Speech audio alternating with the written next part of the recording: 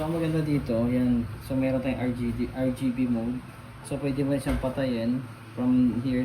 Kahit nasa loob ng sasakyan, abot, di ba? So yan, guys, mamatay yan pagka ano ba ang Dito sa ano po, ito.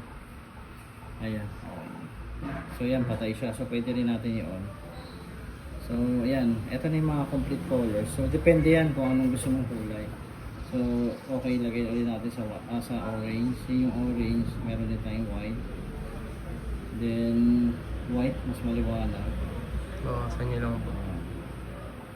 Then meron tayong purple, red, peach red, as yung red. So ito yung mga color natin available. Then punta na tayo sa modes. Yan, depende sa gusto nila. Yan, meron tayong forward dreaming.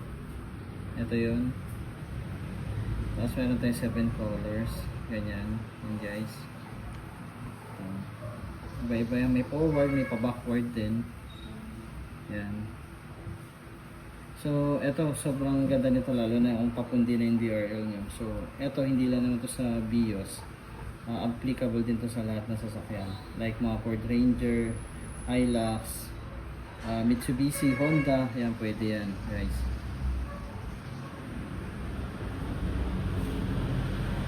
Balik ulit tayo sa Honor. Pwede naman gusto mo steady lang, yan. Then, yan, ganito lang yung mga yung white niya, kunwari, yung pundi na talaga, so ganito ang itsura niya pag doon sa DRM. So yan guys, nakita nyo na yung sample. So available yan sa KMM Car Hub at saka sa KMM Car Accessories. So sa mga gusto, visit lang kayo sa shop. So thank you guys.